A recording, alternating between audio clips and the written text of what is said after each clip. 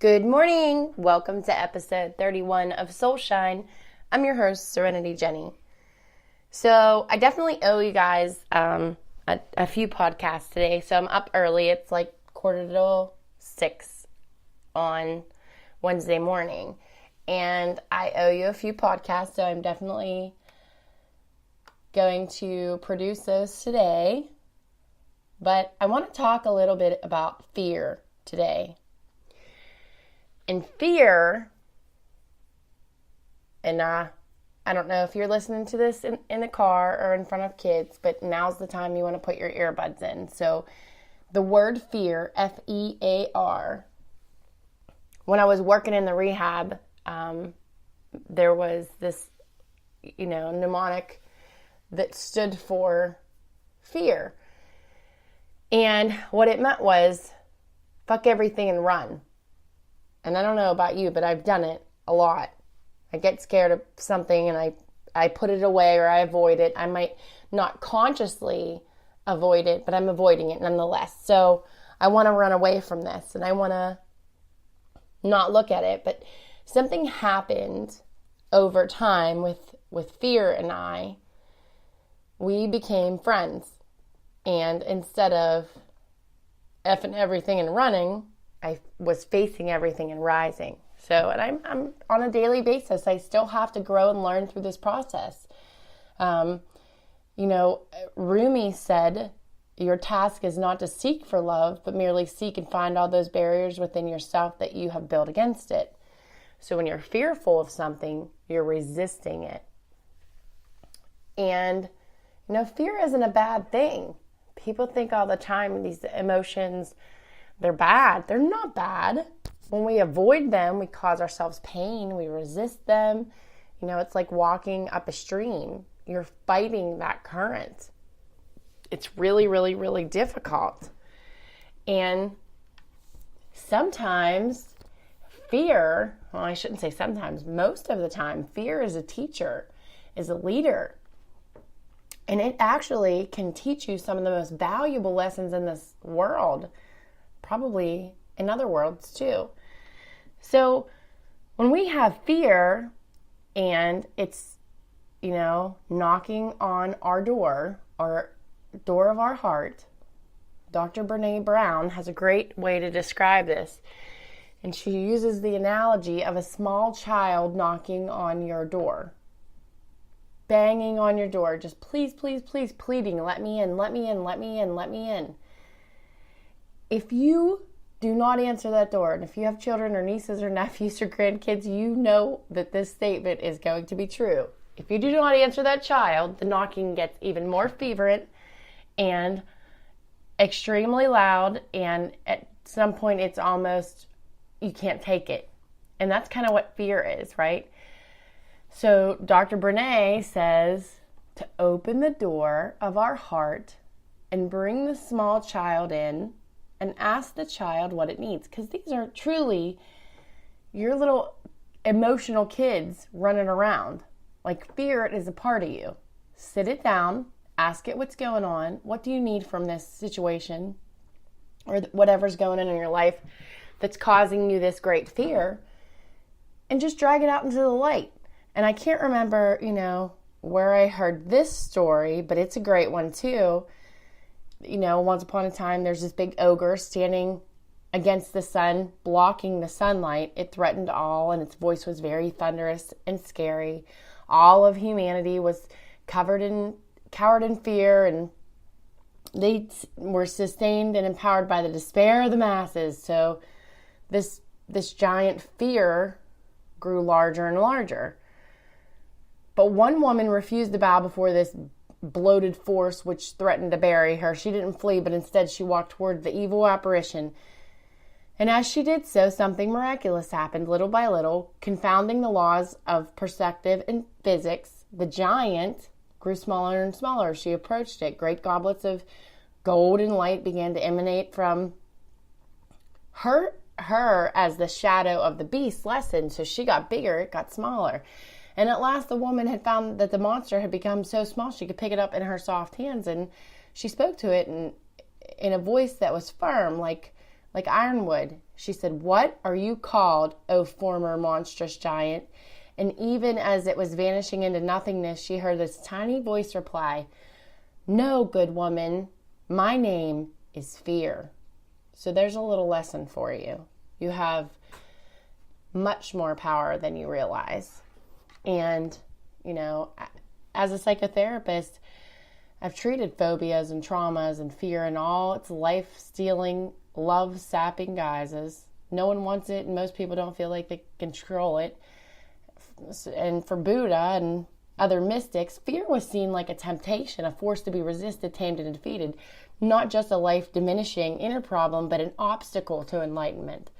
So from Hermetic tradition right through Sufi, Gnostic, Vedic, Kabbalistic, Taoist, and Zen systems, fear is seen as a great tempter and something to be overcome or resisted, along with those other favorites, lust, greed, anger, and pride. But viewing fear as a temptation might seem like an odd idea, as giving way to terror or perpetual energy leaking worry. Hardly seems like to equate to giving the lure of a slice of cake winking creamily at you from the bakery counter, right? But we interpret the temptation as a veil of truth. Then fear would fit in that category. It's blocking us from our spiritual development. So, why are you even listening to this? Why is overcoming fear so important to psychological and spiritual development? Well, fear blocks not just a spiritual perception, as ancients say that it does. It also has modern neuroscientists demonstrate that it blocks everyday clear thought. So the phase emotional hijacking refers to the fear that swamps the thinking brain, making it very hard to use our everyday, let alone our higher capacities. So when people are terrified, they struggle to tie their shoelaces or recall their phone number, let alone how they perceive and practice timeless wisdom, right? So fear can be seen as a very disconnecting agent that severs us from the possibility of merging with His infinite divinity within us. So, with that being said, a lot of you follow so many of my social media, and I really appreciate that. And Jason and Stacy, they're asking me, where's the podcast? Where's the podcast? There's so many of you. I'm very sorry I didn't get to it, and I'm going to tell you why. So, I wanted to talk about fear today because, over the last year, I've watched my beautiful miracle child be incapacitated due to fear. Now, mind you, this is what we dealt with in kindergarten, preschool, first grade, and he had a lot of tools to get him through. I mean, this kid practices Reiki. He's a level 2 Reiki practitioner. He has learned to access consciousness, so he knows how to run bars. He's been to every practitioner on the planet, and the fear still is there. And the fear is, for him, he wants to F everything and run, right? Because he can see spirit, and he knows things he shouldn't know, and he's telepathic, he's empathic, he's intuitive. And going to school every day for this kid was hell. It was hell. And, due to the pressures of, conforming with society, I have in-laws too, and they have thoughts, and my husband has thoughts, and, what a traditional or what a school path looks like. Well, guess what? Everybody's path's not the same. And I could hear the absolute terror in my child's voice when he called me. It will be a week ago tomorrow, which is his birthday. He called and said he needed $11 for his chorus t-shirt. My heart broke when I heard this child's voice. He was terrified. I said, "What's wrong?" And we have dealt with this for a very long time. Them calling me from school saying Adam's crying. Adam wants to come home. This is even after the oils, the energy work, the crystals. I mean, he's taken rosaries to school. He's been that scared. So last Thursday, I made an executive decision without his dad present. I said, that's it, we're done. My child does not need to have fear lead him around like a puppy on a leash. We're going to sit down and we're going to look at it. And we'll give ourselves the time period that we need to look at it.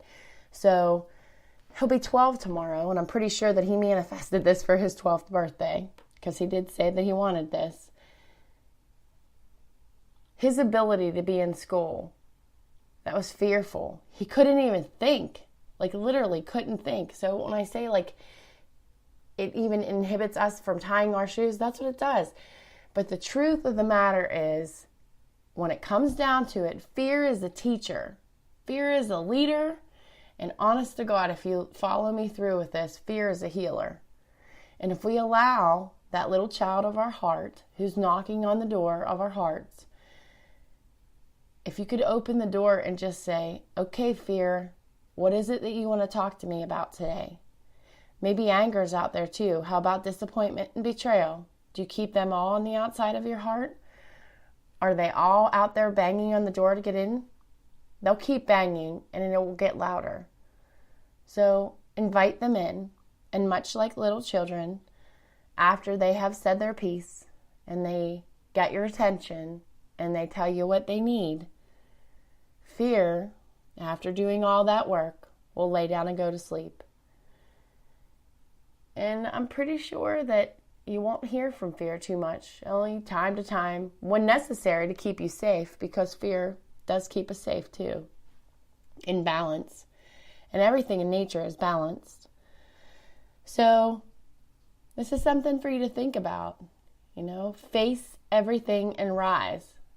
That's the new mnemonic for you to have in place, because face these things. When you face this, and a lot of times it's irrational, but we don't know it's irrational because we think that, oh my gosh, this is accurate and this is going to, happen. My little boy thought every day when he went to school that I was going to die. That was his fear. He's been on the other end of that stick. It has happened. He has gone to school. I have gone to the hospital, and bad things happened. And that stuck with him. And it's very hard to learn in an environment where you are constantly in fear. So we opened the door to his heart and we said, okay, fear, what are you trying to show us? Let's deal with this. And the moment we did that, fear was so relieved that he came in, cried his eyes out, laid down on the floor, and we haven't seen him again. I'm sure from time to time he'll get up and cause a little disturbance. But like I said, it's only for the betterment of you as a person, of my son as a person, to just ask fear, what's the message? What do I need to know about this situation? And when you take your power back, you realize that fear is a contrast that you need to be a teacher or a leader. It doesn't have to block you from things. It's showing you something. It's reflecting something to you. What are you willing to look at, and what are you willing to learn? Much love and many blessings. Have a wonderful day. Peace out.